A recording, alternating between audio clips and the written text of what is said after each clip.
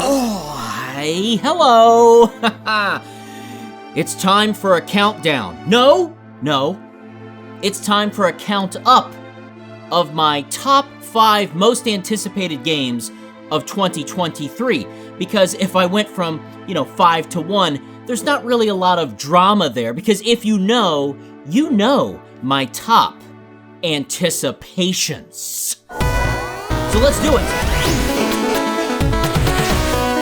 My number 1 most anticipated game of 2023 is Fitness Boxing Fist of the North Star for Nintendo Switch. Not really, but I do like Fitness Boxing on Switch. It's good. Now, the true, real, 108% correct answer. Suikoden 1 and 2 HD Remaster. You might think I'd give Eiyuden Chronicle 100 Heroes the top slot. It looks great, a spiritual successor to Suikoden, the original creators are involved, but it's untested waters. I'm getting old, more nostalgia vision clouds my mental judgment. Just give me what I know, again, for an affordable price. A little polish, maybe fix some old bugs, but not too many bug fixes. Don't polish away the charm of the original Suikoden games. With the Suikoden HD Remaster, I know what I'm getting. Finally, a modern way for people to enjoy my 2 favorite games of all time. The wonderful Konami JRPGs Suikoden 1 and 2, released way back on the original PlayStation, both of which are nearly 25 years old. I'm always cautiously optimistic with something like this, but from the screenshots, footage, and sound, I'm excited to dive into my beloved games once more with a little more zing and pep. But here's an idea. What if it had even more zing and pep? Maybe put those Genso Suikoden games in there, right? As like a bonus, finally translated officially. These are visual novels that sort of bridge the gaps of what's happened in between and after and, before Suikoden 3. Whatever. A girl can dream. I am that girl. Now, the original designer, Junko Kawano, is even involved in the Suikoden HD Remaster, redrawing the original character portraits. Though, I will say I might prefer the originals. But I get it, the original portraits aren't going to scale as well, and at least it's the original artist doing the tinkering and not someone with no connection coming in to just modernize everything graphically in the game with no heart in it. I'm glad that everyone is going to get a chance to experience the classics on modern hardware, the heartfelt story, the quirky and engaging characters, classic turn-based combat, and beautiful music. I can't wait for Suikoden 1 and 2 HD Remaster in 2023. Now, my number 2 most anticipated game of 2023, Final Fantasy VII Remake Part 2, Final Fantasy VII Rebirth. Whee-hoo! Tricky, yes. The much-anticipated second entry in Square Enix's Final Fantasy VII Remake trilogy. I had my issues with the story bits in the first Final Fantasy VII Remake, but good lord, did I play a lot of it. In fact, I captured my entire playthrough on normal difficulty, and also hard difficulty, and all the post-game content. So many terabytes of space. My god. Didn't even do a full review of it. It came out in April of 2020, right after my birthday, and I likely logged the most gameplay hours that year in FF7 Remake. Now, 3 years later, we've got Final Fantasy VII Rebirth. My anticipation is not for the gameplay, the graphics, the music. I know what I'm getting there, and I was significantly satisfied, like eating a Snickers bar made out of chocobo meat and cactuar nougat. I want to know where the story go. How are they going to cram this massive world map into the next entry in the remake trilogy? Where will it end? The first remake ends as our heroes leave Midgard to venture out into the vast world map, but of course, we aren't getting a traditional JRPG world map. It's all going to be interconnected, I suppose. Will it fade out as you journey to the next town or location? Will you actually have to traverse the field to reach the Mithril Mines? Will we use a chocobo to dodge the great Midgar Zalem snake?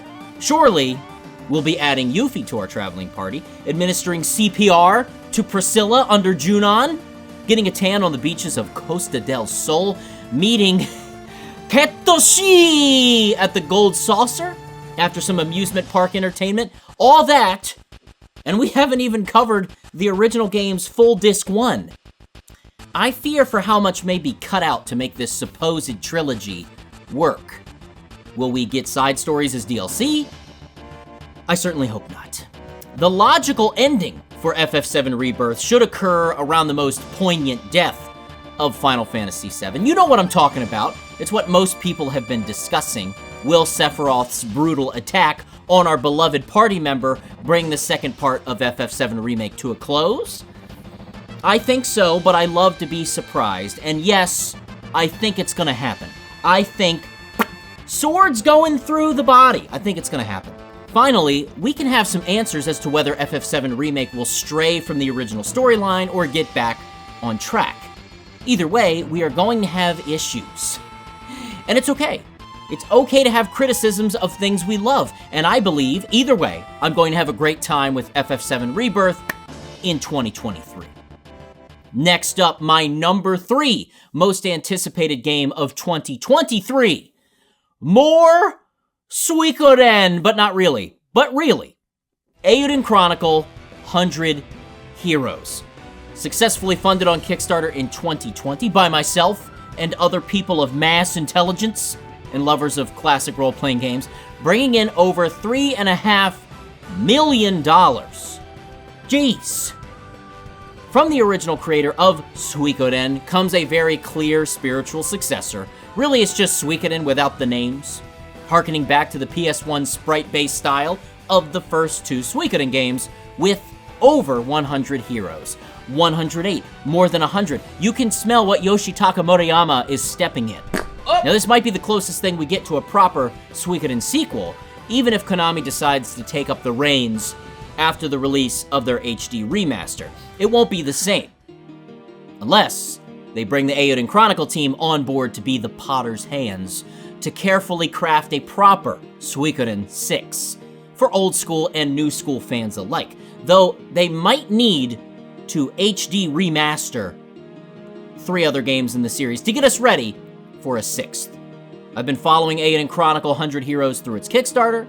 I track all the updates from the developers and even played the companion game Eiyuden Chronicle Rising.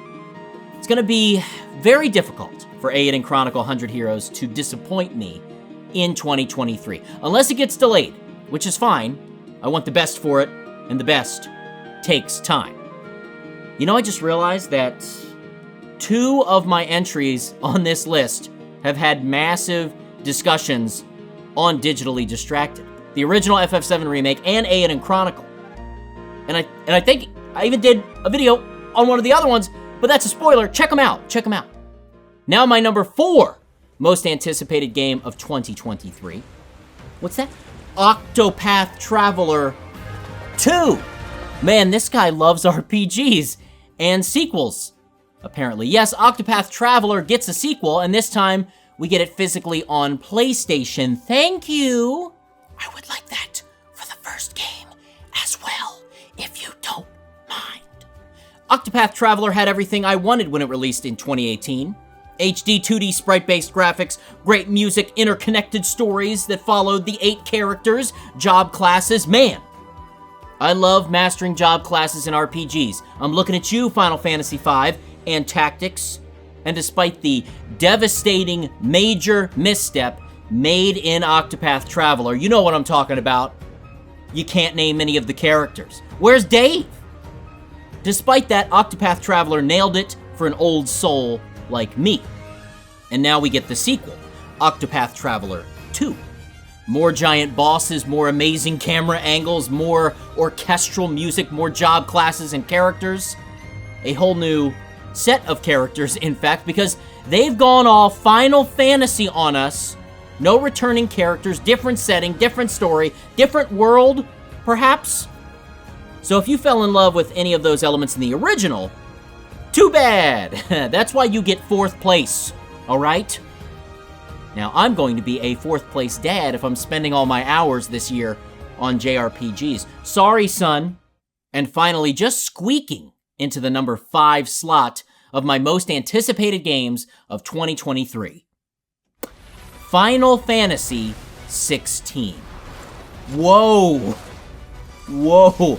All the way at the bottom of the list. A mainline entry in the Final Fantasy series? Yes. The first ever mature rated Final Fantasy game. Who cares what the rating is? Shouldn't matter that much. Just give me a good game. And boy, does this game look serious. Only recently did we even get a good look at Moogles. Thank God we have Moogles. A little levity for your butt. Perhaps the Moogles were the true heroes all along.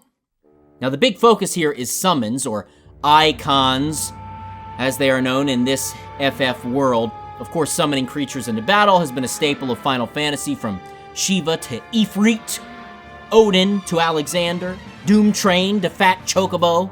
My promise to you, if Fat Chocobo appears as an icon summon in Final Fantasy 16, I will proclaim it the greatest Final Fantasy of all time.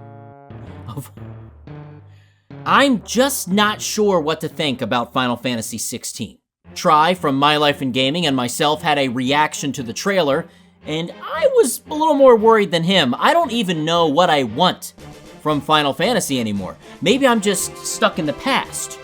And Final Fantasy 15 brought me back to the series. Will 16 keep me there? It will certainly test my ability to pronounce fantasy words. Valishtia? Is that where the game takes place? The game is continuing to push towards the action-oriented combat. Turn-based is old news, dude! Sad. There were some similarities to Devil May Cry combat, which makes sense. Combat is being worked on by a Devil May Cry guy.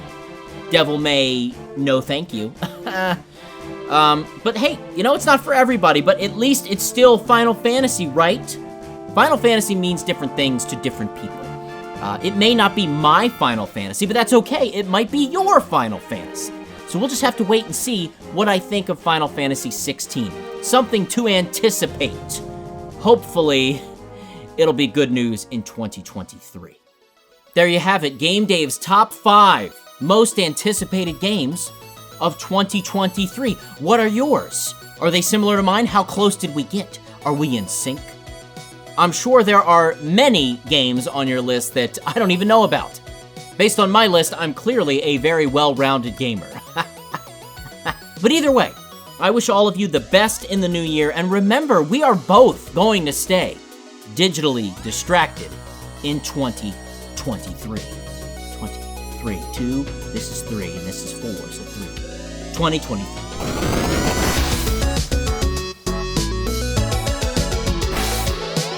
Is this video too long? I don't think so. I think it was a short one. So here are some of the off-the-cuff honorable mentions if you've decided to keep your eyes and butts peeled on this video. First off, Theater Rhythm, Final Bar Line. I love the Theater Rhythm games. I love the music from Final Fantasy. I love rhythm games. Put them together. I nearly broke the touchscreen on my 3DS XL playing Theater Rhythm. Love it. Hours and hours and hours just unlocking music, getting the higher score. I'm very excited to play that. Probably specifically on Switch, because I want that touch capability. Give me that touch.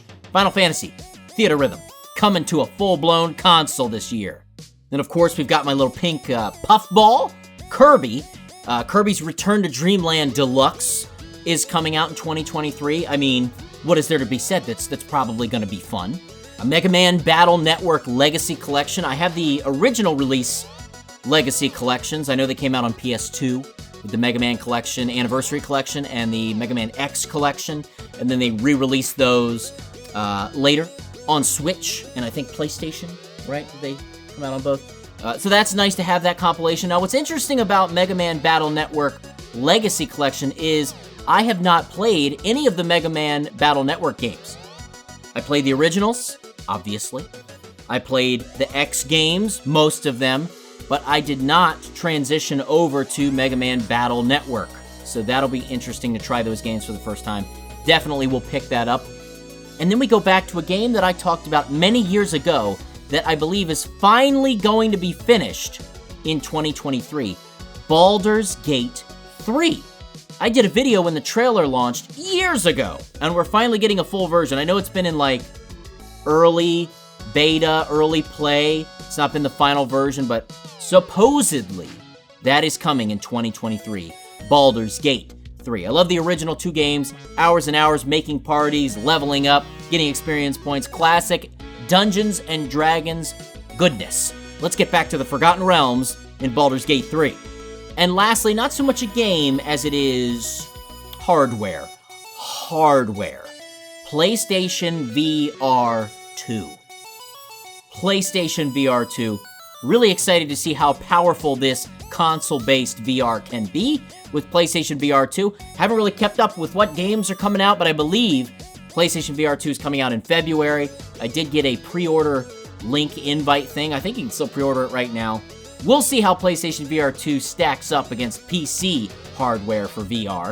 I've been messing around with the Vive a bit. I still like the original VR for PlayStation. I'm going to miss out on that backwards compatibility. I have so many PlayStation VR games. I'm sure they'll patch them to work with VR 2 on PS5, but we'll see. There's your bonus. This is a long bonus. This is a long boner.